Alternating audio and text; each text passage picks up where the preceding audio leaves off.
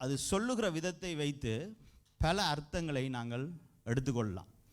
வார்த்தை ஒன்றாக இருக்கும், ஆனால் அதுக்கு பின்பாக அதனுடைய அர்த்தங்கள் வெவ்வேறாக ஆக்கள் எடுத்துக்கொள்ளலாம்.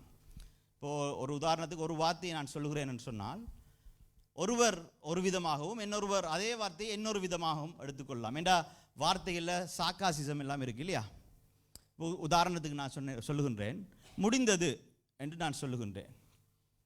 அப்போ ஒருவர் என்ன எடுத்துக்கொள்வார்கள், ஓகே சமையல் முடிந்தது, வேலை முடிந்தது, ஒரு காரியம் வேறிட்டு என்று முடிந்தது என்று சொல்லுவோம். இதையே கொஞ்சம் துக்கமா முடிஞ்சுது என்று சொன்னோம்னு சொன்னா ஏதோ ஒன்று ஏமாற்றம், ஒரு தோல்வி, ஒரு காரியம் எதிர்பார்த்து நடக்கவில்லை, முடிஞ்சு போயிட்டுது, இனி அது கைகூடாது என்று நினைக்கலாம் இல்லையா? முடிஞ்சுது.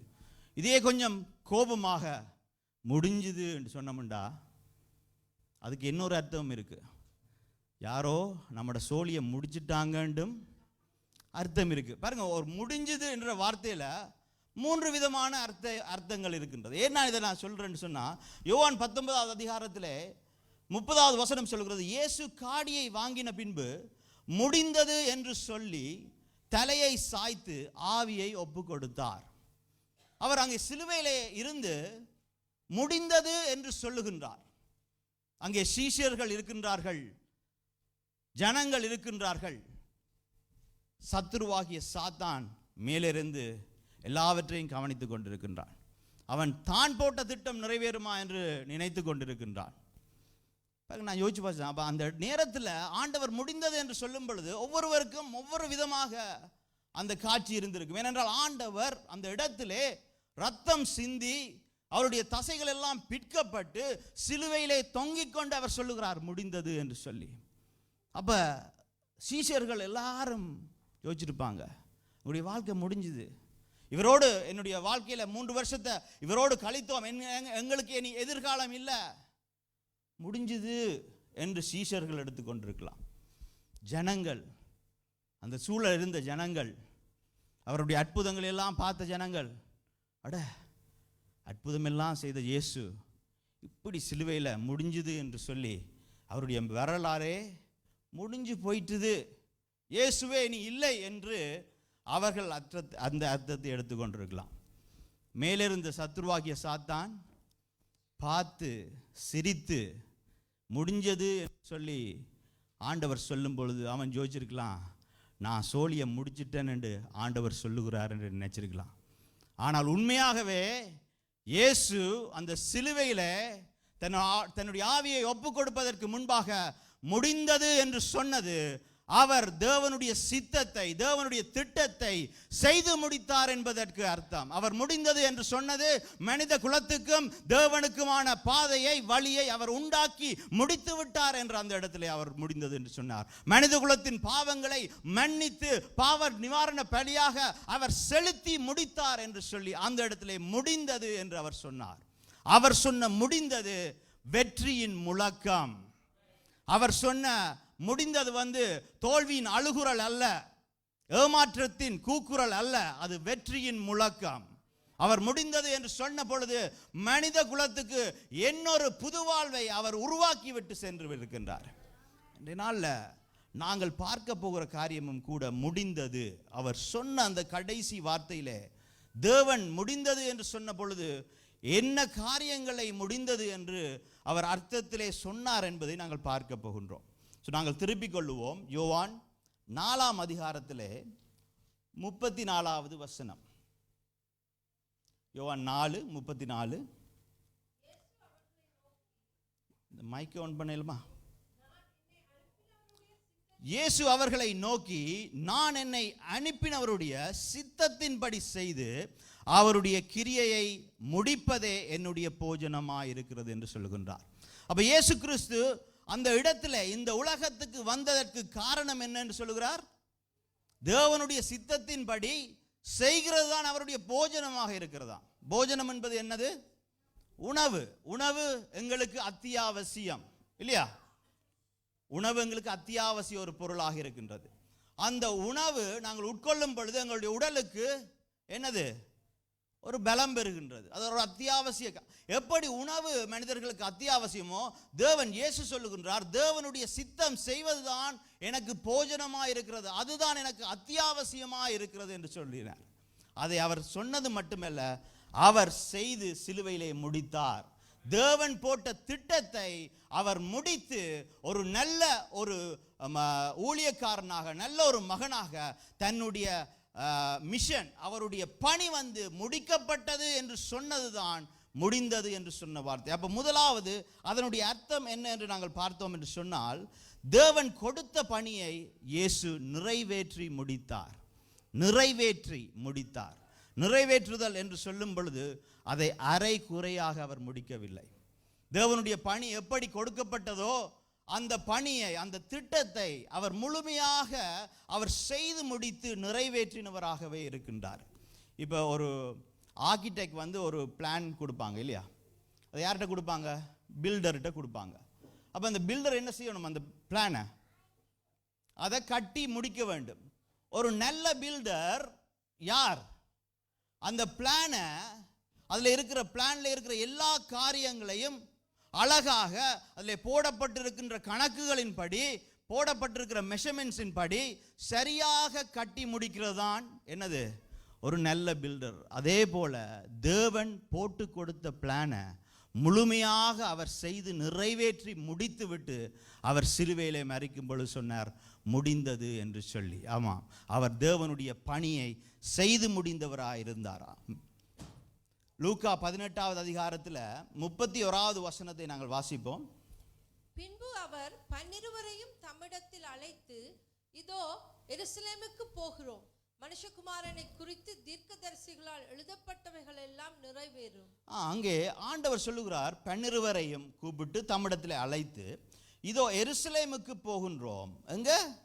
அப்ப இப்பதான் எருசலேமுக்கு போகின்றார். அங்கே எருசலேமில் என்ன நடக்க போகின்றது? கிறிஸ்துவனுடைய பாடுகள் நடக்க போகின்றது. அவருடைய சிலுவையிலே அறைகிற காரியம், அவர் தன்னுடைய ஜீவனை ஒப்புக் கொடுக்கிற காரியம் அந்த இடத்திலே நடக்க போகின்றது. அங்கே அவர்கள் செல்ல போகின்றார்கள். அப்பொழுது அவர் சொல்லுகிறார், மனுஷகுமாரனை குறித்து தீர்க்கதரிசிகளால் எழுதப்பட்டவைகள் எல்லாம் நிறைவேறும் என்று சொன்னார். அப்ப ஆண்டவராகிய இயேசு கிறிஸ்து தேவனுடைய திட்டத்தை எப்படி நிறைவேற்றினார் என்று சொன்னா, அவரை குறித்து, மேசியாவை குறித்து, இரட்சகர் ஒருவர் வருவார், மனித குலத்தின் பாவங்களுக்காக மரித்து மனிதனுக்கும் தேவனுக்குமான ஒரு வழியை உண்டாக்குவார் என்று சொல்லப்பட்ட எல்லா தீர்க்கதரிசன வார்த்தைகளையும் அவர் நிறைவேற்றி முடித்தார். ஒவ்வொன்றையும் நிறைவேற்றி முடித்தார். பாருங்க, இயேசு கிறிஸ்துடைய வருகையை குறித்து, மேசியாவினுடைய வருகையை குறித்து 300க்கும் மேற்பட்ட வாக்கு தத்தங்கள் இதிலே கொடுக்கப்பட்டிருக்கிறதா. யோசிச்சு பாருங்க, ஒரு மனிதனால அதை செய்து முடிக்க முடியுமா? யாராவது ஒரு மனிதன் தான் பிளான் பண்ணி செய்தாலும் கூட தன்னுடைய வாழ்க்கையில் அவ்வளவற்றை நிறைவேற்றி முடிக்க முடியாது. ஆனால் இயேசு கிறிஸ்து அவ்வளவற்றை நிறைவேற்றினார். அவர் அங்கே எருசலேமுக்கு சென்று மரிப்பதற்கு காரணமே, தன்னுடைய ஜீவனை ஒப்புக் கொடுப்பதற்கு காரணமே, இவைகள் எல்லாம் நிறைவேற வேண்டும் என்று சொல்லி அங்கே சீஷர்களுக்கு சொல்லுகிறதை நாங்கள் காண்கின்றோம். லூக்கா 24வது அதிகாரத்தில் 44வது வசனத்தை நாங்கள் பார்ப்போம். அவர்களை நோக்கி மோசேயின் அப்ப இப்ப உயிர்த்தெழுந்த இயேசு, அவர்கள் சீஷர்கள் எல்லாம் பயந்து போய் ஒரு வீட்டுக்குள்ளே இருக்கும் பொழுது அந்த வீட்டுக்குள்ளே வந்து சமாதானம் உண்டாவதாக என்று சொல்லுகின்றார். அங்கே சீஷர்கள் அவருடைய தழும்புகளை எல்லாம் தொட்டு பார்க்கின்றார்கள். அப்பொழுது அந்த சீஷர்களுக்கு அவர் சொன்ன காரியம் என்ன என்று பார்ப்போம். மோசேயின் நியாயப்பிரமாணத்திலும் தீர்க்கதரிசிகளின் ஆகமங்களிலும் சங்கீதங்களிலும் என்னை குறித்து எழுதியிருக்கிறவைகள் எல்லாம் நிறைவேற வேண்டியதென்று நான் உங்களோடு இருந்த போது உங்களுக்கு சொல்லிக் கொண்டு வந்த விசேஷங்கள் இவைகளே. அப்ப அவர்களுக்கு எல்லாரும் கேள்வி இருந்தது, ஏன் இயேசு கிறிஸ்து சிலுவையிலே மரித்தார்? ஏன் இயேசு கிறிஸ்து அடிக்கப்பட்டார்? ஏன் அவருடைய ஆவியை ஒப்புக் கொடுத்தார்?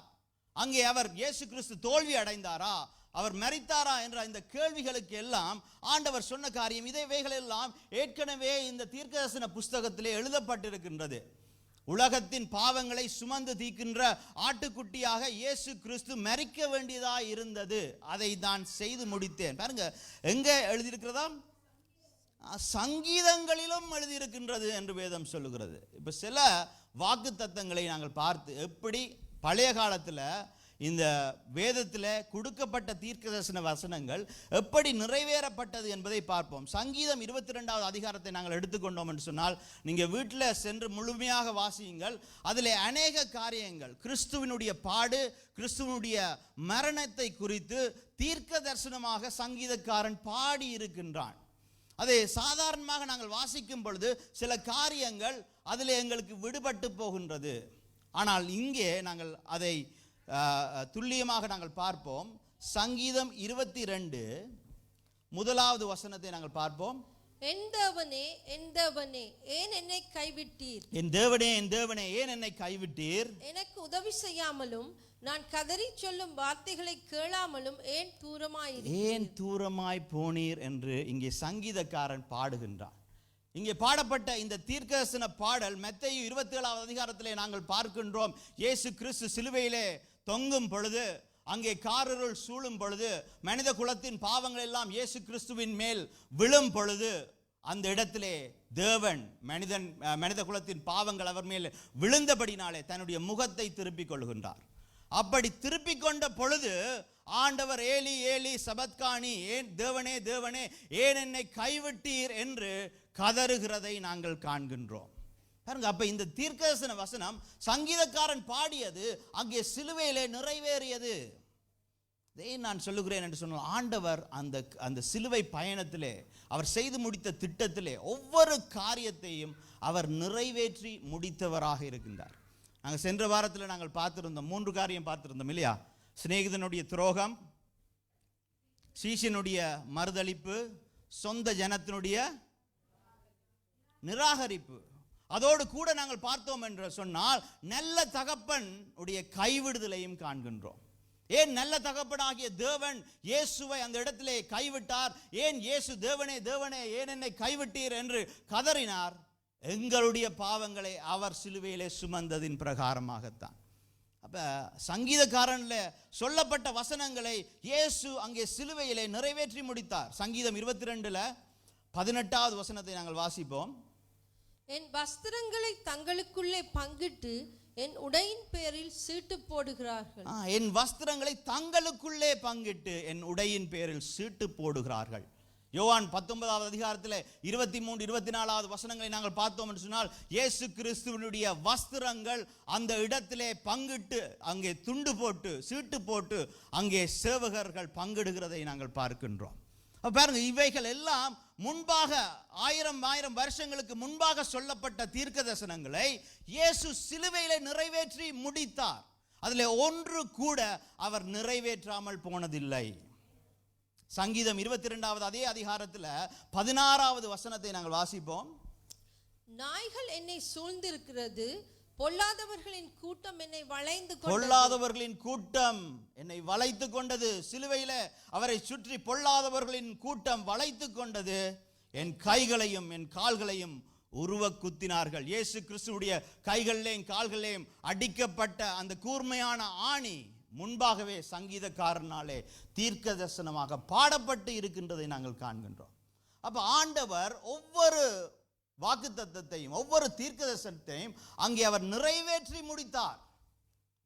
சங்கீதம் 22வது அதிகாரத்தில் 31வது வசனத்தை நாங்கள் வாசிப்போம். அவர்கள் வந்து அவரே இவைகளை செய்தார் என்று பிறக்க போகிற ஜனங்களுக்கு அவருடைய நீதியை இயேசு கிறிஸ்து சிலுவையிலே எங்களுக்காக செய்து முடிந்தது என்று அவருடைய ஆவியை ஒப்பு கொடுத்ததை நாங்கள் சந்ததியாக சொல்லி அவருடைய நீதியை அறிவிப்போம். ஏனென்றால் அதை செய்து முடித்தார் என்பதையும் கூட சங்கீதக்காரன் இந்த இடத்திலே சொல்லுகின்றான். இந்த வாக்குத்தத்தங்கள், இந்த தீர்க்க தரிசனங்கள் மட்டுமல்ல, வேதத்திலே அநேக தீர்க்க தரிசனங்கள் இயேசுவை குறித்து எழுதப்பட்டிருக்கின்றது. அவர் கன்னியின் வயிற்றிலே பிறப்பார் என்பதை ஏசாயா 7வது அதிகாரத்திலே எழுதப்பட்டிருக்கின்றது. அவர் பெத்லகேம் என்கின்ற நகரத்திலே அவர் பிறப்பார் என்பதை மீகாவிலே 5வது அதிகாரத்திலே எழுதப்பட்டிருக்கின்றது.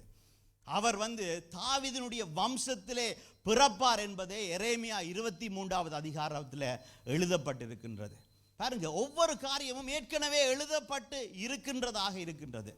பாருங்க, நாங்கள் சென்ற வாரம் கூட பார்த்தோம். சங்கீதக்காரன் 41 ஒரு சிநேகிதனாலே அவரோடு கூட அப்பம் புசித்த ஒருவனாலே துரோகம் இழைக்கப்படுவார் என்பதை சங்கீதம் 41 சொல்லப்பட்டது. அதே போல அவரோட கூட அப்பம் புசித்த யூதாஸ் காரியோஸ் அவருக்கு துரோகம் இழைத்ததை நாங்கள் பார்த்திருந்தோம். சகரியா 11வது அதிகாரத்திலே சொல்லப்பட்டிருக்கிறது, 30 வெள்ளி காசுக்கு இயேசு கிறிஸ்து காட்டி கொடுக்கப்படுவார் என்று. அதுவும் கூட இந்த இடத்திலே நிறைவேற்றப்பட்டதாகவே இருக்கின்றது. பாருங்க, ஆண்டவருடைய வசனங்கள் ஒவ்வொன்றும், ஆண்டவருடைய தீர்க்கதரிசன வசனங்கள் ஒவ்வொன்றையும் இயேசு அங்கே நிறைவேற்றி முடித்தவராக இருந்தார். அது மட்டுமில்லை, ஏசாயா 53வது அதிகாரத்தில் நாங்கள் பார்த்தோம் என்று சொல்லுவார்னா, அவர் அடிக்கப்படுவார், அவர் உடைக்கப்படுவார், அவருடைய தழும்புகளாலே நாங்கள் குணமாவோம் என்று சொல்லப்பட்டிருக்கிறது. அது மட்டுமல்ல, அவர் மேலே பொய்யான குற்றச்சாட்டுகள் சாட்டப்படும் பொழுது அவர் வாயை திறக்காமல் அடிக்க கொடுக்கப்படும் ஆட்டுக்குட்டியை போலவும் மயிர் கத்தரிக்கிறவனுக்கு முன்பாக நிற்கின்ற ஆட்டை போலவும் அவர் வாயை திறக்காமல் இருப்பார் என்பதையும் கூட ஏசாயா 53வது அதிகாரத்தில் எழுதப்பட்டிருக்கிறது. பாருங்க, வாக்கு தத்தங்கள் இது முழுக்க இந்த வேதத்தை நாங்கள் திரும்பி பார்த்தோம் என்று சொன்னால், இயேசு கிறிஸ்துவினுடைய வருகையை குறித்து அவர் படப்போகிற பாடுகளை பறித்து மீண்டும் மீண்டுமாக சொல்லப்பட்டிருக்கின்றது. அவ்வளவு பாடுகளை அனுபவித்த அந்த இயேசு கிறிஸ்து, அவருடைய சதை பிற்கப்பட்டது, அவர் ரத்தம் சிந்தினார், அந்த இடத்திலே அவ்வளவு வதைகளை அனுபவித்தார். ஆனால் அவருடைய எலும்புகளிலே ஒன்று கூட உடைந்து போகவில்லை. ஏன் தெரியுமா? தேவனுக்கு பலியாக கொடுக்கப்படுகிற ஆடு குறைவில்லாததா இருக்க வேண்டும். உலகத்தின் பாவத்தை சுமந்து தீர்க்கிற ஆட்டுக்குட்டியானவருடைய எலும்பு உடைந்தது என்று சொன்னால் அது குறையுள்ள பலியாக போய்விடும் என்பதற்காக சங்கீதக்காரன் 34:20 எழுதப்பட்டிருக்கிறது. எனது அவருடைய எலும்புகளை காக்கிறவர் அவைகளை முறிவடைய விடுவதில்லை என்று சொல்லி, அவைகளை ஒன்றையும் முறிவடைய விடுவதில்லை என்று சொல்லி. பாருங்க, அப்ப ஆண்டவர் இயேசு கிறிஸ்துவுடைய எலும்பு உடையாது என்பதை கூட அங்கே தீர்க்க தரிசனமாக உரைத்திருந்தார். அதை அவர் இயேசு நிறைவேற்றி சிலுவையிலே ஒப்பு கொடுத்தார். ஏன் நான் இதையெல்லாம் சொல்லுகிறேன் என்று சொன்னால், இது மனிதனால் எழுதப்பட்ட புஸ்தகம் அல்ல. இப்படி ஒரு புஸ்தகத்தை எழுதி, இப்படிப்பட்ட தீர்க்க தரிசனங்களை எழுதி, இந்த தீர்க்க தரிசனங்களை ஒரு மனிதன் நிறைவேற்ற முடியாது. இது தேவனினாலே எழுதப்பட்ட தேவ வார்த்தைகள், தேவ குமாரனாலே நிறைவேற்றப்பட்டதுதான் சிலுவையின் தேவன் செய்து முடித்த காரியம். அதுதான் அந்த இடத்துல சொன்னார், அவர் செய்து முடித்தார், அவர் முடிந்தது என்று சொன்னார். சங்கீதம் 16வது அதிகாரத்தில் 10வது வசனத்தை நாங்கள் பார்த்தோம் என்று சொன்னால், என் ஆத்துமாவை பாதாளத்தில் விடீர், உம்முடைய பரிசுத்தவானை அழிவை காண ஒட்டீர். ஆண்டவருடைய உயிர்த்தெழுதலை குறித்தும் கூட சங்கீதக்காரன் தீர்க்க தரிசனமாக எழுதியிருக்கின்றான். 300க்கும் மேற்பட்ட தீர்க்கதரிசன வசனங்களை நிறைவேற்றி ஆண்டவர் முடித்தார். அவர் உயிர்த்தெழுந்தார், அவர் மரித்து போகவில்லை, அவர் இறந்தவராக இல்லை, அவர் இன்றும் இருக்கின்றவராகவே இருக்கின்றார். இருந்தவர், இருப்பவர், இனிமேலும் வரப்போகின்ற மகிமையின் ராஜாவாக அவர் இருக்கின்றார். அதை நாங்கள் மறந்துவிடக்கூடாது. அவர் செய்து முடித்தார். சிலுவையிலே தேவனுடைய சித்தத்தை செய்து முடித்தார். தேவனுடைய தீர்க்க தரிசனங்களை நிறைவேற்றி முடித்தாரா இருந்தார். அது மட்டுமல்ல, அவர் எங்கள் மீது விழுந்த பாவங்களை சுமந்தவர். அந்த பாவங்களின் நிமித்தம் வந்த சாபங்களுக்கான பாடுகளையும் அனுபவித்து பாடுபட்டு அந்த இடத்திலே முடித்தார், நிறைவேற்றி முடித்தார். பாருங்க, எங்களுடைய பாவங்கள், எங்களுடைய அக்கிரமங்களுக்கான தண்டனைகள் எங்களுக்கு வரத்தானே வேணும். ஆனால் அந்த தண்டனைகள், எங்களுடைய மீறுதல்களுக்கான தண்டனைகள் எல்லாம் யார் மேலே விழுந்தது? இயேசுவின் மேலே விழுந்தது. அவருடைய அந்த சிலுவையின் பாதையை நாங்கள் பார்த்தோம் என்று சொன்னால், அது சாதாரணமான பாதை அல்ல. அவர் சிலுவையில் அறையப்பட்டு அந்த இடத்திலே தொங்கிக் கொண்டது 6 மணி நேரம் அவர் அந்த இடத்திலே தொங்கிக் கொண்டிருக்கிறதை நாங்கள் பார்க்கின்றோம். மார்க்கு 15வது அதிகாரத்தை நாங்கள் பார்த்தோம் என்று சொன்னால், அதில் 25வது வசனம், அவரை சிலுவையில் அறைந்த போது 3ஆம் மணி வேளை. அவரை சிலுவையில் அறைந்த போது எத்தனை மணியா இருக்குதாம்? 3ஆம் மணி. காலை 3 மணியா, மாலை 3 மணியா? யூதர்களுடைய கணக்கின்படி காலை 6 மணிக்கு தான் 0 hours. அப்ப காலை 6 மணில 0 hours சொன்னா 1 மணி வேலைண்டா 7 மணி, 2 மணி வேலைண்டா 8 மணி, 3 மணி வேலைண்டா 9 மணி. அப்ப காலை 9 மணிக்கு அவரை சிலுவையிலே அறைந்தார்கள். 33வது வசனம், 6ஆம் மணி நேரம் முதல் 9ஆம் மணி நேரம் வரைக்கும் பூமி எங்கும் அந்தகாரம் அப்போ 9ஆம் மணி நேரம் வரைக்கும் அவர் சிலுவையிலே தொங்கினார். அப்போ 9ஆம் மணி நேரத்திலிருந்து 3 மணித்தியாலத்தை கழிச்சோம்னு சொன்னா 6 மணித்தியாலம் அவர் சிலுவையிலே அவர் அங்கே ஆணியிலே அடிக்கப்பட்டு அந்த சிலுவையிலே அந்த ஆணியின் பலத்திலே தன்னுடைய சதைகளும் தன்னுடைய எலும்பும் அதிலே உராசும்படிக்காக அந்த இடத்திலே அவர் வேதனையை வலியை அனுபவித்து கொண்டிருந்தார். அவர் எங்களுக்காக பட்ட பாடுகள் கொஞ்சம் நஞ்சம் இல்லை. இந்த 6 மணித்தியாலம் தான் அவர் பட்ட பாடுகள் என்று சொன்னா இல்லை, அதுக்கு முன்பாக இருந்தே அவர் அநேக பாடுகளை அனுபவித்து தான் இந்த சிலுவையிலேயே தொங்குகின்றார். ஒரு மனுஷனால 6 மணித்தியாலம், ஏனென்றால் ஒவ்வொரு முறையும் அவர் மூச்சு விடுவதற்கு அவர் தன்னுடைய உடம்பை உயர்த்தி தான் மூச்சு விடணுமா. ஏனென்றால் இங்கே கைகள் விரிக்கப்பட்டு கால்கள் ஒடுக்கப்பட்டு இருக்கிறதுனால எங்களுடைய அந்த சுவாசம் விடுகிற தன்மை அங்கே உள்ளடக்கப்பட்டிருக்கின்றது. அதனால் அவர் தன்னை உயர்த்தி அந்த வழியில, அந்த ஆணியில தொங்குகிற வழியில, அங்கே கீழே பிளாட்ஃபார்ம் இல்லை, அவரை தாங்குகிறதற்கு பலகை அடித்து வைக்கவில்லை. அவரை என்ன தாங்குது? இந்த ஆணிகள் தான் தாங்குது. அந்த வழியில அவர் வேதனையில, அதான் ஏசாயா 53வது அதிகாரத்தில் 5வது வசனம் சொல்லுகிறது, நம்முடைய மீறுதல்களின் நிமித்தம் அவர் காயப்பட்டு நம்முடைய அக்கிரமங்களின் நிமித்தம் அவர் நொறுக்கப்பட்டார். நமக்கு சமாதானத்தை உண்டு பண்ணும் ஆக்கினை அவர் மேல் வந்தது. அவருடைய தழும்புகளால் குணமாகிறோம். அவருடைய தழும்புகளாலே குணமாகின்றோம். பாருங்க, அவர் எங்களுக்காக அவர் நொறுக்கப்பட்டார், எங்களுடைய அக்கிரமங்களுக்காக அவர் நொறுக்கப்பட்டார். அங்கே கெத்செமனே தோட்டத்திலே அவர் காட்டி கொடுக்கப்பட்ட பொழுது அங்கே பிரதான ஆசாரியனாகிய அரண்மனைக்கு அழைத்து செல்லப்பட்டார். அங்கே அவரை அடித்தார்கள், அவரை கேலி செய்தார்கள், வதைத்தார்கள். அதற்கு பின்பாக என்ன நடக்குது? அதை தாண்டி அவர் போகும் பொழுது அங்கே ரோமருடைய சோல்ஜர்ஸ் எல்லாம் என்ன செய்கிறார்கள்? அவரை சவுக்கால அடிக்கிறார்கள். அந்த சவுக்கிலே இருக்கின்ற ஆணிகள் அவருடைய தசையை பிக்கின்றது. அங்கே வரலாறு சொல்லுகின்றது, ரோமருடைய அந்த சவுக்கடியை தாங்க முடியாமல் அநேகர் அந்த சவுக்கடியிலே இறந்து போயிருக்கின்றார்கள் என்று. 39 தரம் சவுக்கு அடிக்கப்பட்டிருக்கின்றது.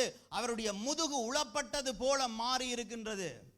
சதைகள் பிஞ்சு தொங்க, அங்கே ரத்தம் சிந்தப்பட்டு, அங்கே பலத்தை எல்லாவற்றையும் இழந்தாலும் கூட அவர் தேவனுடைய திட்டம் நிறைவேற வேண்டும், எழுதப்பட்டிருக்கிற வசனங்கள் நிறைவேற வேண்டும் என்று சொல்லி எங்களுக்காய் அவர் அந்த இடத்திலே தன்னை அந்த பாடுகளை சகிக்கும்படிக்காக ஒப்பு கொடுத்திருந்தார். அங்கிருந்து கொண்டு போனவர்கள் அவரை நிர்வாணப்படுத்தி அவருக்கு முள்முடி 2 இன்ச்சு 1.5 இன்ச்சு இருக்கின்ற முடியை அவருடைய சிரசின் மேலே அடித்து அவரை கேலி பண்ணி, ராஜாவா நீ என்று சொல்லி கேலி பண்ணி, அவருடைய தாடை மயிரை இழுத்து குட்டி அடித்து துப்பி அவரை இழுத்து சென்றார்கள். எல்லாவற்றையும் தாண்டி அவருடைய கால்களிலும் கைகளிலும் ஆணியினாலே உருவ குத்தி அவரை சிலுவையிலே அறைந்தார்கள். அவர் தன்னுடைய உயிரை ஒப்பு கொடுத்த பின்பு ஈட்டியால அவர் உயிர் இருக்கிறாரா என்று சொல்லி அவரை குத்தி, அந்த குத்தின ஈட்டி அவருடைய இருதயத்தை தாக்கி அந்த இருதயத்தில் இருக்கிற தண்ணீரையும் இரத்தத்தையும் சிந்துகிறதை நாங்கள் பார்க்கின்றோம். பாருங்க, இந்த எங்களுடைய தலை மிகவுமே மென்மையான இடம். இந்த தலையில் ஏதாவது காயம் பட்டுதுன்னு சொன்னால் அந்த ரத்தம் மிக வேகமாக வருமா. ஏனென்றால் ரத்த ஓட்டம் அதிகம் உள்ளது தலை. ஏனென்றால் தலையில் என்ன இருக்குது? சில பேருக்கு மூளை இருக்குதுன்னு சொல்லலாம், இல்லை எல்லாருக்குமே மூளை இருக்குது இல்லையா? அப்போ அந்த மூளைக்கு ரத்த ஓட்டம் தேவை இல்லையா? அந்த ரத்தம், அதனால் அதிக ரத்தம் பாய்கிற இடம் தான் இந்த மூளை. அப்போ அந்த முட்கள் குத்தப்படும் பொழுது அங்கே ரத்தம் சீறு இருக்கும். அந்த ரத்தம் அவருடைய முகத்திலே வழிந்து அவருடைய உடலெல்லாம் ரத்த வெள்ளமாக இருந்திருக்கும். அந்த ரத்த வெள்ளத்திலே அவரை என்ன செய்தார்கள்? 30 to 50 கிலோ இருக்கக்கூடிய ஒரு சிலுவையை கொடுத்து, அந்த பாரமான சிலுவையை அவருடைய உளப்பட்ட முதுகின் மேலே அவர் தூக்கி செல்லும்படிக்காக அவர்கள் செய்தார்கள். ஆனால் இயேசு அந்த சிலுவையிலே முடிந்தது என்று சொல்லி தன்னுடைய ஆவியை ஒப்பு கொடுத்த பொழுது, மனித குலத்தின் நிமித்தம், பாவத்தின் நிமித்தம், பாவத்தின் சாபத்தின் நிமித்தம் அவர் பட்ட பாடுகள் எல்லாம் முடிந்தது என்று சொல்லி அந்த இடத்திலே அவர் முடிந்தது என்று சொன்னார். இன்றைய நாளிலும் கூட அவர் மீண்டும் வருவார். அவர் வரும்பொழுது பாடு அனுபவிக்க வருவதில்லை. அவர் ராஜாவாக சத்துருவை அடக்கி அக்கினி கடலிலே தள்ளும்படிக்காக அவர் வருகிறவராக இருக்கின்றார். பாருங்க, அந்த இடத்துல தேவனுடைய சித்தம் நிறைவேற வேண்டும் என்பதற்காக தன்னை பாடுகளுக்குள்ளே ஒப்பு கொடுத்தார். அவருடைய ஜீவனை யாரும் எடுக்கவில்லை, அவரே ஒப்பு கொடுத்தார். என்னுடைய ஜீவனை கொடுப்பதற்கும் எடுப்பதற்கும் எனக்கு மட்டும்தான் அதிகாரம் இருக்கிறது என்று இயேசு சொன்னவராக இருந்தார். அந்த இடத்துல வேதம் தெளிவாக சொல்லுகிறது, முடிந்தது என்று சொல்லி அவருடைய ஆவியை ஒப்பு கொடுத்தார் தேவனிடத்தில் என்று சொல்லி. அப்ப ஆண்டவர் தேவனுடைய சித்தத்தை செய்து முடிக்கிற தேவனாக இருக்கிறார். அதான் யோவான் 17வது அதிகாரத்தில் 4வது வசனத்தை நாங்கள் வாசிப்போம். பூமியிலே நான் உம்மை மகிமைப்படுத்தினேன், நான் செய்யும்படி நீர் எனக்கு நியமித்த கிரியையை செய்து முடித்தேன் என்று ஆண்டவர் சொல்லுகிறார். அவர் தேவன் என்னென்ன திட்டமெல்லாம் வைத்திருந்தாரோ, தேவன் என்னென்ன தீர்க்கதரிசன வசனங்கள் எல்லாம் வைத்திருந்தாரோ அதெல்லாம் நிறைவேற்றி முடித்தார். என்னென்ன பாடுகள் எல்லாம் பாடுபட வேண்டியதா இருந்ததோ அந்த பாடுகள் எல்லாவற்றையும் அவர் அனுபவித்து அவர் முடித்தார், திட்டத்தை முடித்தார். அவர் முடிந்தது என்று சொல்லும் பொழுது அந்த கடைசி வார்த்தை எல்லாவற்றையும் நிறைவேற்றி முடிந்ததை குறிக்கிறது. பாருங்க, ஒரு கிரியேட்டிவான பீப்புள், ஒரு ஆர்டிஸ்ட் என்று வைப்போமே, படம் கீறுகிறவர்கள். ஒரு ஆர்டிஸ்ட் என்று சொன்னால் என்ன செய்வார்கள்? ஒரு படத்தை கீற தொடங்கினார்கள் என்று சொன்னால் அதற்கு வண்ணம் தீட்ட வேண்டும். இப்படி ஒரு நாள்லேயே அவர்கள் ஒரு படத்தை கீறி வண்ணம் தீட்டி தருவதில்லை. ஏண்டா ஆர்டிஸ்ட் மேருக்கு என்ன இருக்கும்? பெர்ஃபெக்ஷன் இருக்கும், சிறப்பாக சீராக செய்ய வேண்டும் என்கின்ற எண்ணம் இருக்கும். அப்போ அவர்கள் ஒரு படத்தை வச்சு மீண்டும் மீண்டுமாக அதை கீறுவார்கள். இங்கே கொஞ்சம் வர்ணம் திட்ட வேண்டும், இங்கே கொஞ்சம் மஞ்சள் திட்ட வேண்டும், இங்கே கொஞ்சம் பச்சை திட்ட வேண்டும், இங்கே கொஞ்சம் வேறு காரியங்கள் கீற வேண்டும் என்று அதை கீறிக்கொண்டே இருப்பார்கள். கீறி அது முடிகிற ஒரு தருணம் வரும். இப்போ எல்லாமே பெர்ஃபெக்டாக வரும்பொழுது அந்த கடைசி ப்ரஷ்ஷை வச்சுட்டு பார்த்துட்டு முடிந்தது என்று சொல்லுவார்கள். ஏன் இதுக்கு மேலே அந்த வர்ணம் அந்த படம் எண்ணம் மேன்மையடைய முடியாது, பெர்ஃபெக்ட் ஆயிட்டுது என்று சொல்லி கடைசியாக முடிந்தது என்று சொல்லுவார்களே, அதமாய்த்தான் இயேசு கிறிஸ்து எல்லாவற்றையும் செய்து முடித்துவிட்டு அங்கே சிலுவையிலே தொங்கும் பொழுது அவர் எல்லாவற்றையும் சீராகவும் சிறப்பாகவும் அவர் நிறைவேற்றி முடித்து விட்டு தான் அவர் சொல்லுகிறாரு முடிந்தது என்று சொல்லி.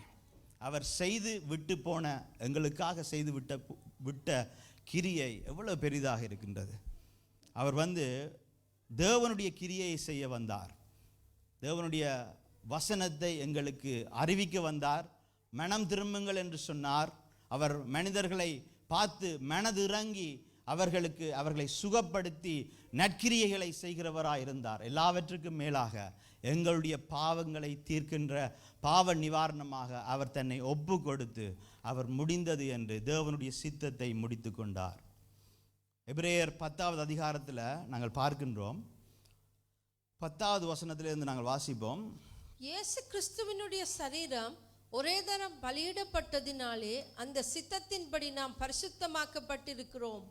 அன்றியும் எந்த ஆசாரியனும் நாடோறும் ஆராதனை செய்கிறவனாயும் பாவங்களை ஒரு காலம் நிவர்த்தி செய்யக்கூடாத ஒரேவித பலிகளை அநேகந்தரம் செலுத்தி வருகிறவனாயும். எந்த ஆசாரியனால் பாவங்களை நிவர்த்தி செய்யக்கூடாத ஒரேவித பலிகளை அநேக தரம் செலுத்துகிறவர்கள். ஏனென்றால் என்னது, பழைய காலத்தில் என்ன நடந்தது? பாவம் செய்துட்டு ஒரு ஆட்டை, ஒரு புறாவை, ஒரு மாட்டை கொண்டு போய் அதை வெட்டி பலி செலுத்துவது, அந்த ரத்தத்தை செலுத்துவது. ஆனால் அதை ஒரு தரமா செய்கிறார்கள், மீண்டும் மீண்டும் செய்யணும், மீண்டும் மீண்டும் பாவம் மீண்டும் மீண்டும் செய்ய வேண்டும். ஏன்? ஒன்று, அந்த பலியும் சிறந்ததா இல்லை, எங்களுடைய பாவத்தை முழுமையாய் போக்கக்கூடிய பலியாக அது இருக்கவில்லை. ஆனால் இயேசு கிறிஸ்து என்கின்ற பிரதான ஆசாரியார் எங்களுக்காக ஒரே தரம், அதான் 10வது வசனத்தில் என்ன சொல்கிறது, ஒரே தரம் பலியிட்டதுனால. ஏனென்றால் அவர் ஒரு பாவமும் அறியாத பரிசுத்த, எல்லா விதத்திலும் பெர்ஃபெக்டான தேவ ஆட்டுக்குட்டியானவராக இருந்தார். எங்களுடைய பாவங்களை சுமந்து தீர்க்கிறதற்கு ஒரு தரம் அவர் பலியை செலுத்தி. 12வது வசனத்தை வாசிப்போம். இவரோ பாவங்களுக்காக ஒரே பலியை செலுத்தி, இயேசுவோ பாவங்களுக்காக ஒரே பலியை செலுத்தி என்றென்றைக்கும் தேவனுடைய வலது பாரசத்தில் உட்கார்ந்து, என்றென்றைக்கும் தேவனுடைய வலது பாசத்திலே உட்கார்ந்து இனி தம்முடைய சத்துருக்களை தமது பாதப்படியாக்கி போடும் வரைக்கும் காத்து கொண்டிருக்கிறார். அவர் காத்து கொண்டிருக்கிறார். என்னத்துக்காக காத்து கொண்டிருக்கிறாராம்? அவர் மீண்டும் வந்து அவருடைய சத்துருக்களை தன்னுடைய பாதப்படியாக போடும்படிக்காக அவர் காத்து கொண்டிருக்கிறார். ஏன் நான் இதை சொல்கிறேன் என்றால், அவர் வந்து மனித குலத்தினுடைய எல்லா பாவங்கள், நேற்றைய பாவங்கள், இன்றைய பாவங்கள், நாளை மனித குலம் செய்கிற பாவங்கள், எல்லா பாவங்களுக்குமான ஒரே பலியாக அவர் தன்னை ஒப்பு கொடுத்தார். அவருடைய சரீரத்தை, அந்த பரிசுத்தமான சரீரத்தை, அவருடைய இரத்தத்தை ஒப்பு கொடுத்தார். அப்ப முதலாவது முடிந்தது என்று சொல்ல பொழுது நாங்கள் பார்த்தோம், தேவன் கொடுத்த பணியை நிறைவேற்றி முடித்தார் என்று சொல்லி இயேசு. இரண்டாவது முடிந்தது என்று அவர் சொன்னதற்கான அர்த்தம் என்ன என்று நாங்கள் பார்த்தோம் என்று சொன்னால், மனித குலமாகிய எங்கள் பாவத்துக்கான நிவாரண பலியை செலுத்தி முடித்தார். ஆமாம், எங்களுடைய பாவங்களுக்கான பலி ஏற்கனவே செலுத்தி முடிந்து விட்டது. அதை நாங்கள் மீண்டும் செலுத்த தேவையில்லை. நாங்கள் செய்ய வேண்டியதெல்லாம் இயேசு கிறிஸ்துவை எங்களுடைய இரட்சகராக ஏற்றுக்கொள்ளும் பொழுது கிருபையினாலே விசுவாசத்தை கொண்டு நாங்கள் ரட்சிக்கப்படுகின்றோம். அவர் செய்து முடித்து விட்டார், நிவாரண பலியை செலுத்தி முடித்து விட்டார். ஒரு தீ அணைப்பு படையில் வேலை செய்கிறவர், ஒரு பில்டிங்கில் தீ எரியுது. அப்போ இவர்கள் எல்லாரும் அந்த தீயை அணைத்து கொண்டிருக்கிறார்கள். உள்ளுக்குள்ள ஒரு குழந்தை அங்கே மாட்டிக்கொண்டு விட்டது. அப்போ இந்த தீயணைப்பு படையில ஒருவர் வந்து அந்த நெருப்புக்குள்ள, அந்த புகைக்குள்ள ஓடி போய் அந்த பிள்ளையை தூக்குகின்றார். தூக்கினவர் பார்த்தா நெருப்பு பற்றி எரிகின்றது, எல்லாரும் புகமண்டலமாக இருக்கின்றது. எப்படியாவது இந்த குழந்தையை காத்துக்கொள்ள வேண்டும் என்று சொல்லி அவர் தன்னுடைய சரீரத்தினாலே அந்த குழந்தையை அப்படியே அரவணைச்சு கொண்டு அந்த தீக்கால, அந்த புகைக்கால ஓடுகின்றார். அவர் ஓட ஓட அந்த தீ வந்து அவருடைய மாமிசத்தை வந்து சுடுது. அவருடைய உடம்பெல்லாம் சூடு எரிகின்றது. ஆனால் அதையும் தாண்டி அந்த குழந்தையை காத்து கொள்ள வேண்டும் என்கின்ற அந்த நிச்சயத்தோடு, அந்த பொறுப்போடு அவர் ஓடி வந்து அந்த நெருப்புக்குள்ளே இருந்து வெளியால் வந்து அந்த குழந்தையை கீழே போடுகின்றார். போட்டுட்டு அவர் பார்க்கின்றார், அந்த குழந்தை உயிரோடு இருக்கின்றதா, அந்த குழந்தையை காப்பாற்றி விட்டேன் ஆண்டு. அப்போ அந்த குழந்தையில் அழுகை சத்தம் கேட்கும் பொழுது அவர் சொல்கிறாரு, காப்பாற்றி விட்டேன் என்று சொல்லி அவருடைய உடம்பிலே பட்ட அந்த சூட்டு புண்களின் நிமித்தம் அந்த இடத்திலேயே மரித்து விடுகிறார். பாருங்க, அவருடைய எண்ணம், நோக்கமெல்லாம் என்னவா இருந்தது? அந்த குழந்தையை காத்து கொள்ள வேண்டும் என்பதுதான். அதே போலதான் எங்களுடைய பாவங்களின் நிமித்தம் தேவனுடைய கோப ஆக்கினை என்கின்ற அக்கினி கடல் எங்களை சுட்டரிக்காதபடிக்கு தேவன் தன்னை அந்த சிலுவையிலே ஒப்பு கொடுத்து எங்களை காக்கும்படிக்காக எங்கள் மேலே விழ வேண்டிய சவுக்கடிகள், எங்கள் மேலே விழ வேண்டிய காயங்கள் எல்லாவற்றையும் அவர் ஏற்றுக்கொண்டு அந்த இடத்துல கொண்டு வந்து முடித்து விட்டு, எப்படி அந்த ஃபயர் ஃபைட்டர் காப்பாற்றி விட்டேன் என்று சொன்னாரோ அதே போல இயேசு சொல்லுகிறார், முடிந்தது என்று சொல்லி தேவ ஆவியை ஒப்பு கொடுத்தார். அவர் எங்களை காத்து ரட்சிக்கும்படிக்காக அந்த சிலுவையிலே தன்னை ஒப்பு கொடுத்தவராக இருக்கிறார். அதான் கொலோசியர் 2வது அதிகாரத்தை நாங்கள் வாசிப்போம். 14வது வசனம். நமக்கு எதிரடையாகவும் கட்டளைகளால் நமக்கு விரோதமாகவும் இருந்த கையெழுத்தை குலைத்து அதை நடுவில் இராதபடிக்கு எடுத்து சிலுவையின் மேல் ஆணி அடித்து. அப்ப இயேசு கிறிஸ்து என்ன செய்தார்? எங்களுக்கு எதிரடையாகவும் கட்டளைகளால் நமக்கு விரோதமாகவும் இருந்த கையெழுத்தை குலைத்து. எங்கள் எல்லோருக்கும் எதிராக கையெழுத்துக்கள் இருந்தது, எங்களுடைய தப்பிதங்கள், பிழைகள் என்கின்ற கையெழுத்துக்கள் இருந்தது. அதை எல்லாவற்றையும் குலைத்து அதை நடுவில் இராதபடிக்கு, தேவனுக்கும் எங்களுக்கும் நடுவில் இல்லாதபடிக்கு அந்த கையெழுத்துக்களை சிலுவையின் மேலே அதை கொண்டு போய் ஆணியில அடிக்கிறாராம். 15வது வசனம். துரைத்தனங்களையும் அதிகாரங்களையும் உரிந்து கொண்டு வெளியரங்கமான கோலமாக்கி அவைகளின் மேல் சிலுவையிலே வெற்றி சிறந்தார். சிலுவையிலே ஆண்டவர் வெற்றி சிறந்தார். எங்களுக்கு எதிராக போடப்பட்டிருக்கிற கையொப்பங்களை குழப்பி சிலுவையிலே அறைந்து தேவனுக்கும் எங்களுக்கும் ஆன இடையிலே இருந்த அந்த பிரிவினையை அவர் எடுத்து போட்டார். பாருங்க, எங்களுக்கு எதிராக போடப்பட்ட கையொப்பங்கள்ண்டா என்ன? நாங்கள் பிழைகள் விடுறோமா, தப்புகள் விடுறோமா?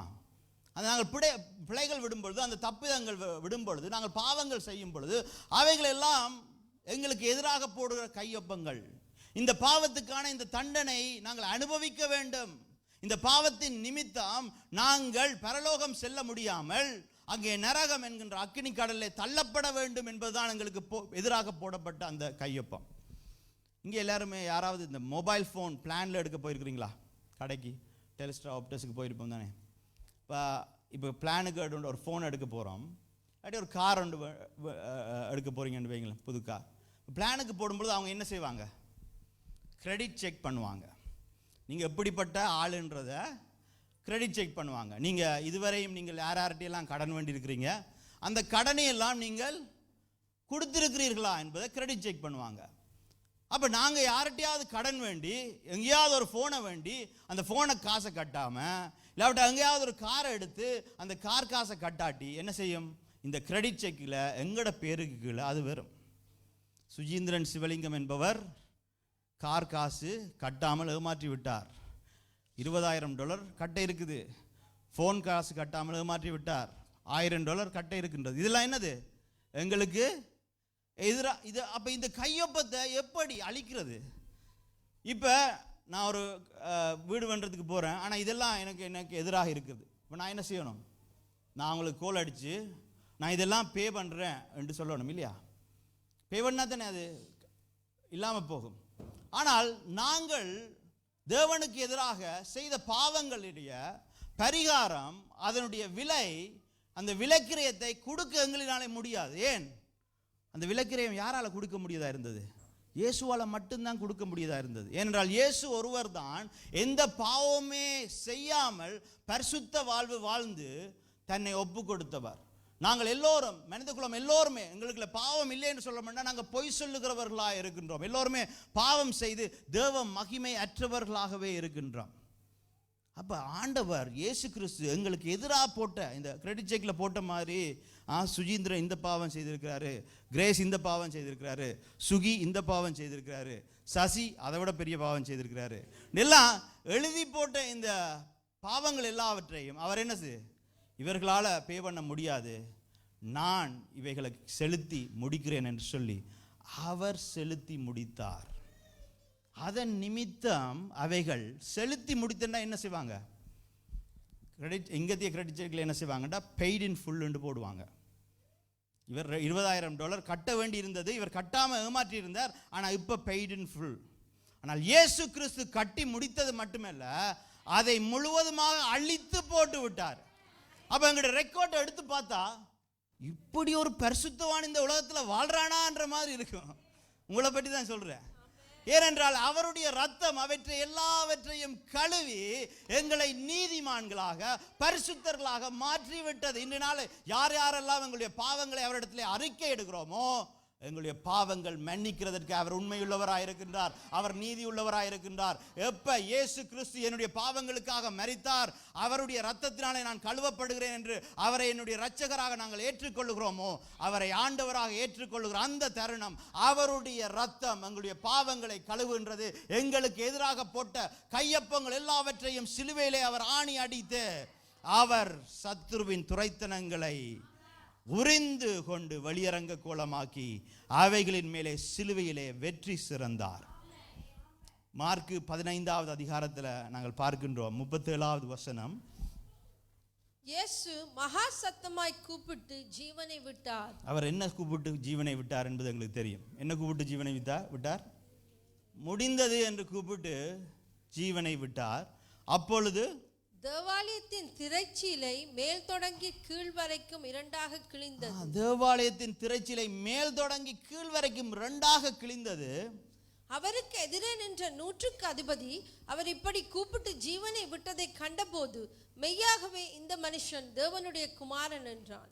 அந்த முடிந்தது என்ற வார்த்தைக்கு உண்மையான அர்த்தத்தை விளங்கி கொண்டவன் யாரு? இந்த 100க்கு அதிபதி தான். உண்மையாகவே இந்த மனுஷன் தேவகுமாரன் தான் என்று சொல்லி அந்த இடத்துல அவனே அறிக்கை செல்கிறான். பாருங்க, அந்த இடத்துல என்ன நடந்தது? அவர் எங்களுக்காக தன்னுடைய ஜீவனை விட்ட பொழுது, எங்களுடைய பாவங்கள் கழுவப்பட்ட பொழுது, எங்களுடைய பாவங்களுக்காக பரிகார பலியாக அவர் தன்னை ஒப்பு கொடுத்த பொழுது, அங்கே பரிசுத்த ஸ்தலம், மகா பரிசுத்த ஸ்தலத்துக்கும் எங்களுக்கும் இடையிலே இருந்த அந்த திரைச்சீலை என்ன செய்ததாம்? கிழிந்தது. இதுவரை எங்களுடைய பாவத்தின் நிமித்தம் அந்த மகா பரிசுத்த ஸ்தலத்துக்குள்ளே தேவன் அண்டையிலே தேவனை கிட்டி சேர முடியாமல் இருந்தோம். ஆனால் இயேசு எங்களுக்காக அவர் எங்களுடைய பாவங்களை சுமந்து அந்த சிலுவையிலே தன்னை ஒப்பு கொடுத்தபடினாலே அந்த பலியை ஏற்றுக்கொண்ட தேவன் அந்த இடத்திலே அந்த திரைச்சீலையை கிழித்தார். சாதாரணமாக கிழிக்கவில்லை. பார்த்தீங்கன்னு சொன்னா மேல் தொடங்கி கீழ் வரைக்கும் ரெண்டாக கிழிந்தது. ஏனென்றால் அவர் முழுமையான ஒரு விடுதலையை எங்களுக்கு அந்த இடத்திலே பெற்றுக் கொடுத்தார். அப்ப முடிந்தது என்று அவர் அந்த இடத்திலே சொன்னதற்கான மூன்றாவது விளக்கம் என்னென்று நாங்கள் பார்த்தோம் என்று சொன்னால், பரலோக தேவனுக்கான வழியை உண்டாக்கி முடித்தார். எங்களுக்கும் தேவனுக்குமான வழி அடைக்கப்பட்டிருந்தது. எங்களுடைய பாவங்களின் நிமித்தம் அடைக்கப்பட்டிருந்தது. அந்த வழியை அவர் திறந்து விட்டார். எங்களுடைய பாவங்களை அவர் ஏற்றுக்கொண்டு அந்த வழியை திறந்து விட்டார். எபிரேயர் 10வது அதிகாரத்தில் நாங்கள் பார்க்கின்றோம் 19வது வசனம். ஆகையால் சகோதரரே, நாம் பரிசுத்த ஸ்தலத்தில் பிரவேசிப்பதற்கு இயேசுவானவர் தமது மாம்சமாகிய திரையின் வழியாய் புதிதும் ஜீவனுமான மார்க்கத்தை நமக்கு உண்டு பண்ணினபடியால், ஆண்டவர் என்னவாம்? புதிதும் ஜீவனுமான மார்க்கத்தை நமக்கு உண்டு பண்ணியிருக்கின்றார். சிலுவையில் அவர் தன்னுடைய ஆவியை ஒப்பு கொடுத்த பொழுது அந்த மகா பரிசுத்த ஸ்தலத்துக்கு தேவனிடத்திலே கிட்டி சேருகின்ற அந்த பாக்கியம், சிலாக்கியம் மனிதர்களுக்கு கிடைத்தது. அதற்கு முன்பாக பிரதான ஆசாரியர் மட்டும்தான் அந்த மகா பரிசுத்த ஸ்தலத்துக்கு போகலாமா. அதுவும் வருஷத்தில் ஒருக்கா தான் போகலாம். அவர்கள் போகும் பொழுது அவருடைய கால்களிலே ஒரு கயிறு கட்டப்பட்டு தான் அவர்கள் போவார்களாம். ஏனென்றால் மகா பரிசுத்த ஸ்தலத்திலே சரியாக பலி கொடுக்காமல் அவர் சென்றார் என்று சொன்னால், அவர் சரியான இருதயத்தோடு செல்லவில்லை என்று சொன்னால் அந்த இடத்திலே அவர் மரித்து விடுவார். அப்படிப்பட்ட மகா பரிசுத்த ஸ்தலத்துக்குள்ளே இன்றைய நாளிலே நானும் நீங்களும் எங்களுடைய வாழ்க்கையை கொஞ்சம் திரும்பி பார்த்தோம்னு சொன்னால், எவ்வளவு அசிங்கங்கள், எவ்வளவு பாவங்கள் எங்களுடைய வாழ்க்கையில் இருக்குது, எவ்வளவு தப்பிதங்கள் இருக்கின்றது. ஆண்டவருடைய சமூகத்தில் வந்தாலும் கூட சில பாவக்கட்டுகளில் இன்னும் நாங்கள் விடுதலை பெறலையே, சில காரியங்களிலிருந்து என்ன நாங்கள் விடுதலை பெறவில்லை, இன்னும் எங்களுடைய வாயின் வார்த்தைகள் சரியாக வரலையே, எங்களுடைய கையின் செயல்கள் சரியாக இல்லையே. இவைகள் எல்லாவற்றையும் ஆண்டவர் என்ன செய்கிறாரு? அந்த இடத்துல மன்னித்து அந்த இடத்துக்குள்ளே, அந்த மகா பரிசுத்த ஸ்தலத்துக்குள்ளே அசிங்கமான பாவம் செய்த குற்றமுள்ள மீறுதல்கள் உள்ள நாங்கள் உள்ளே போகும்படிக்காக அந்த வழியை உண்டாக்கி இருக்கின்றார். இந்த வழி இது புதிய ஒரு வழி. இந்த மார்க்கம் ஒரு புதிய மார்க்கம். இந்த வாழ்வு ஒரு புதிய வாழ்வு. எப்ப நாங்கள் இயேசு கிறிஸ்துவை ஏற்றுக்கொள்கிறோமோ எங்களுடைய பழைய வாழ்க்கை அழிக்கப்படுகின்றது, எங்களுடைய அக்கிரமங்கள் பாவங்கள் அழிக்கப்படுகின்றது. இப்பொழுது இன்னொரு புது வாழ்வு வாழ்வதற்காக இன்னும் ஒரு சான்ஸ் எங்களுக்கு தரப்படுகின்றது. இந்த கொடுக்கப்பட்ட இந்த புதிய வாழ்க்கையை நாங்கள் எப்படி வாழ்கின்றோம்? இன்னும் பாவத்தின் அடிமைத்தனமானவர்களாக வாழுகிறோமா? ஏனென்றால் இன்றைய நாளில் நாங்கள் கிறிஸ்துவனுடைய மரணத்தை தியானிக்க வந்திருக்கின்றோம். இயேசு கிறிஸ்து சிலுவையிலே எங்களுக்காக ஒரு பெரிய வெற்றியை பெற்றார் என்று மார்த்தட்டி களி கூறிக்கொண்டிருக்கின்றோம். ஆனால் நாங்கள் எங்களுடைய இருதயத்தில் ஆழத்தில் பார்க்க வேண்டிய காரியம், அவர் பெற்று தந்த அந்த வெற்றியின் வாழ்க்கை நாங்கள் வாழுகிறோமா? அந்த பரிசுத்தத்தின் வாழ்க்கையை நாங்கள் வாழுகிறோமா? தேவனை தேடுகின்ற அவரண்டையிலே சேருகிற ஒரு வாழ்க்கையை நாங்கள் வாழுகிறோமா? இல்லாவிட்டால் நாங்கள் இப்பவும் பழைய மாமிசத்தின் ஜென்ம சுபாவத்தின் வாழ்க்கையை வாழ்ந்து கொண்டிருக்கிறோமா? இந்த ஹீரோஸ் எல்லாம் திரும்ப வருவாங்க இல்லையா? போருக்கு சென்றவர்கள் எல்லாரும் திரும்ப வருவார்கள். திரும்ப வந்தோடனே அவர்களுக்கால நோமலான ஒரு குடும்ப வாழ்க்கையை வாழ முடிவதில்லை. கணவர் கவுன்சிலிங்குக்கு செல்லுவாங்க. ஏண்டா அந்த போரிலே நடந்த காரியங்கள் எல்லாம் அவர்களுடைய மனதிலே ஒரு கட்டாக இருக்கும். அவர்களானே மீண்டும் சமுதாயத்தோடு சேர்ந்து வாழ்வதற்கான ஒரு வாழ்வை உடனே வாழ்ந்து விட முடியாது. அதே போலதான் பிரிசன், ஜெயிலுக்கு போயிட்டு வருகிறவர்கள், ஜெயிலில் வருஷக்கணக்காக இருந்துட்டு ஒரு குற்றம் செய்து வருஷக்கணக்காக சிறை தண்டனையை அனுபவித்து விட்டு வருகிறவர்கள் திடீர்னு வந்து போனால் அவர்களுக்கு சிலவில் ஐஃபோனே என்னன்னு தெரியாது, ChatGPT சொல்லவே வேணாம், ஒன்றுமே தெரியாது. அவர்கள் இந்த சமுதாயத்தோடு வாழ வேண்டும். அங்கே சிறை கைதிகளோடு குற்றவாளிகளோடு ஒரு தந்திரமான வாழ்க்கையை வாழ்ந்தவர்கள் இப்பொழுது மனிதர்களோடு ஒரு கம்யூனிட்டியில் வாழ வேண்டும். அவர்களால் வாழ முடிய கஷ்டமாக இருக்கின்றது. அதே போலதான் ஒரு அடிமைத்தனத்திலே இருந்த அடிமைகள் சுதந்திரவாளிகளாக மாறினாலும் அவர்களுக்கு சுதந்திர வாழ்க்கை வாழுவதற்கு கஷ்டப்படுவார்கள்.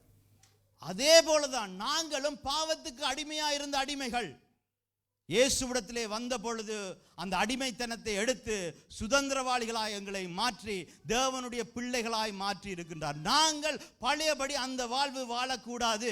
எங்களுடைய கவுன்சில் என்னது? எங்களுடைய ஆலோசனை இதுதான். வேதம் இந்த வேதத்தை நாங்கள் வாசித்து இந்த வேதத்தின்படி நாங்கள் ஒரு புதிய வாழ்வை எப்படி வாழ்வது, அதுக்கு வசனத்துக்கு கீழ்ப்படிந்து எப்படி வாழ்வது என்று எங்களை ஒப்பு கொடுத்து வாழ வேண்டும். இந்த குட் ஃப்ரைடேல, இந்த பெரிய வெள்ளியில நாங்கள் எடுக்கக்கூடிய ஒரு பெரிய டிசிஷன் என்னன்னு சொன்னால், இன்றைய நாளில் இருந்து எங்களுடைய மாமிச காரியங்கள், எங்களுடைய ஜென்ம சுபாவங்கள், எங்களிடத்தில் இருக்கின்ற அடிமைத்தனத்தின் காரியங்கள், எங்களிடத்தில் இருக்கிற பழைய வாழ்க்கையின் காரியங்களை விட்டு தேவனுடைய வசனத்தின் நிமித்தம் அவருடைய குணாதிசயங்களை பிரதிபலிக்கிறவர்களாக வாழவோம் என்று சொல்லி ஒப்பு கொடுக்கிறவர்களாக இருக்கணும். பாருங்க, வெறுமனே வந்து நாங்கள் வெற்றி சிறந்தார் வெற்றி சிறந்தார் என்று பாடிவிட்டு மட்டும் போனால் போகாது. சோஷியல் மீடியாவில் ஒரு ஸ்டேட்டஸ் போட்டு நாங்களும் பெரிய வெள்ளி கொண்டாடுகிறோம் என்று சொல்லிவிட்டு போனால் மட்டும் போதாது. இதனாலே நாங்கள் ஆழமாக எங்களுடைய இருதயத்திலே சிந்தித்து நாங்கள் ஒரு முடிவை எடுக்க வேண்டும். ஏனென்றால் அடிமைத்தனத்தின் ரூபமாக அவர் வந்தார். மகிமையின் தேவன் எங்களுக்காய் தன்னை கீழ்ப்படுத்தி வந்ததற்கு காரணம் என்ன? அவர் தந்த வாழ்க்கையின் பெருமதி என்ன? அந்த வாழ்வின் பெருமதியை அறிந்து நாங்கள் வாழுகிறவர்களாக இருக்க வேண்டும். இந்த நாளிலும் கண்களை மூடி நாங்கள் எங்களை ஒப்பு கொடுப்போம். சிலுவையில் அவர் பட்ட பாடுகளை நாங்கள் நினைவு கூறுவோம். மனரீதியான பாடுகள், சிநேகிதனின் துரோகம், சீஷியன் குருவுக்கு கொடுத்த மறுதலிப்பு, சொந்த ஜனத்தின் நிராகரிப்பு, இதுவரையும் கைவிடாத நல்ல தகப்பன் உடைய கைவிடுதல், இதெல்லாவற்றையும் அவர் தாங்கினார், சகித்தார். அவருடைய சரீரம் உளப்பட்டது, அடிக்கப்பட்டது, வதைக்கப்பட்டது, எல்லாவற்றையும் அவர் தாங்கினார். தேவனுடைய தீர்க்கதரிசன வசனங்கள் ஒவ்வொன்றையும் அவர் நிறைவேற்றி தேவனுடைய சித்தத்தை செய்து முடித்து எங்களுடைய பாவங்களுக்கான பாவ நிவாரண பலியை அவர் செலுத்தி முடிந்தது என்று சொல்லி அவருடைய ஆவியை ஒப்பு கொடுத்தார். இன்றைய நாளும் நானும் நீங்களும் அந்த வெற்றியின் வாழ்க்கை, சிலுவையிலே தேவன் எங்களுக்கு பெற்றுக் கொடுத்த அந்த வெற்றியின் வாழ்க்கை, சிலுவையிலே இயேசு எங்களுக்கு பெற்றுக் கொடுத்த அந்த மன்னிப்பின் வாழ்க்கை, சிலுவையில இயேசு எங்களுக்கு பெற்றுக் கொடுத்த இந்த புது வாழ்வு, தேவனுடைய பிள்ளைகள் என்ற வாழ்வு வாழுகிறோமா? எங்களுக்குள்ளே இருக்கின்ற அசுத்தங்களை நீக்கி இந்த உலகத்துக்கு ஒத்த வேஷம் தரிக்கின்ற எங்களுடைய கிரியைகளை விட்டு ஏசித்தனம், விபச்சாரம், கோபம், களியாட்டம், மூர்க்கம், விரோதம், சண்டை என்கின்ற மாமிசத்தின் தன்மைகளை விட்டு இயேசு கொடுத்த இந்த புதிய வழி, இந்த புதிய வழி ஒடுக்கமான வழியாக இருக்கலாம், ஆனால் இது எங்களுக்கு நன்மையை தருகிற வழி, இது எங்களுக்கு தேவனுடைய ஆசீர்வாதங்களை தருகிற வழி, தேவனை புசிக்கின்ற வழி இது. இந்த வழியில நான் போவேன் என்று சொல்லி நாங்கள் ஒப்பு கொடுப்போமா? அப்படியே நாங்கள் எழுந்திருந்து எங்களை கரங்களை தேவனுக்கு நேராக நீட்டி உள்ளத்தில் சொல்லுவோம், நன்றி, என் நிமித்தம் நீங்கள் பாடுகளை அனுபவித்தீங்க இயேசப்பா. சிலுவையின் பாதையிலே கடந்து செல்லும் பொழுது அவருடைய உள்ளங்கையிலே வரைந்து வைத்த எங்களுடைய பெயர், எங்களுக்கு கிடைக்க போகின்ற ரட்சிப்பின் சந்தோஷத்தின் நிமித்தம் அவர் பாடுகளை அனுபவித்தார். அவருக்கு முன்பாக இருந்த மதிலே நானும் நீங்களும் இருந்தோம். நன்றி அப்பா, நன்றி. பட்ட பாடுகளுக்காய் நாங்கள் நன்றி என்று சொல்லுகிறோம். இந்த நாளிலும் சிலுவையிலே எல்லாவற்றையும் செய்து முடித்தீரப்பா. அதே போல உம்மை போலவே தேவனுடைய சித்தத்தை செய்கிற ஒரு வாழ்க்கையை நான் வாழ நான் ஒப்பு கொடுக்கின்றேன். உண்மையா ஒப்பு கொடுக்கிறவங்க மட்டும் கையை உயர்த்துங்க. ஆண்டவரே, ஒப்பு கொடுக்கிறேன். என்னுடைய தப்பிதங்கள், மீறுதல்கள், அக்கிரமங்கள், பாவங்களை விட்டு ஒரு வாழ்க்கையை வாழ நான் ஒப்பு கொடுக்கிறேன். கர்த்தர் உங்களுடைய இருதயங்களை காண்கிற தேவனாக இருக்கிறாரு. ஆமாம், ஒருவேளை நீங்கள் ஆண்டவர்களை இருந்து பின்வாங்கி போயிருக்கலாம், பாவ வாழ்க்கையில் உலகத்துக்கு வாழ்க்கையில் விழுந்து போயிருக்கலாம். இன்றைய நாளிலும் மனம் திரும்பி வருகிறவர்களை ஏற்றுக்கொள்ளுகிற தேவன். The young people, you might have fallen from the relationship with God, but today God is asking you to come back. As we remember what He has done for us in the cross, I want to urge you guys to think hard. Is the worldly sins really worth it? Oh, His love is greater than that. இதனாலும் அவருடைய அன்பு எவ்வளவு பெரியது என்று சொல்லி நாங்கள் மனம் திரும்புவோம். அவருக்குள்ளே மனம் திரும்புவோம். ஒப்பு கொடுத்து யார் யாரெல்லாம் நான் மனம் திரும்புகிறேன் என்று சொல்லுகிறவர்கள். அது மட்டுமில்லை, ஒருவேளை நீங்கள் இயேசுவே அறியாமல் இருந்திருக்கிறீங்க,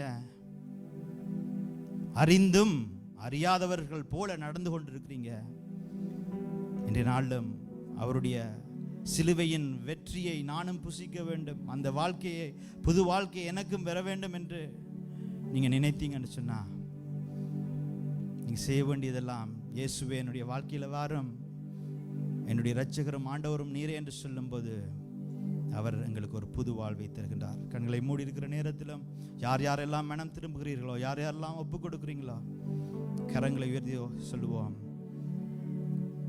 இயேசப்பா நீரே என்னுடைய இரட்சகரும் ஆண்டவரும், என்னுடைய வாழ்க்கையில் வாரும், சிலுவையிலே நீர் பெற்று தந்த அந்த பாவ மன்னிப்பு எனக்கு கிடைப்பதாக, உம்முடைய இரத்தத்தினாலே என் மீறுதல்களை கழுவும், என்னை உம்முடைய பிள்ளையாய் ஏற்றுக்கொண்டதற்காய் நன்றி என்று சொல்லுகிறோம். இன்று முதல் நீங்கள் தேவனுடைய பிள்ளைகள் என்று அழைக்கப்படுவீர்கள். நன்றி என்று சொல்லுகிறோம் இயேசுவின் நாமத்தினாலே, ஆமென். நாங்கள் அப்படியே அவர் தன்னுடைய நினைவாக செய்யும்படி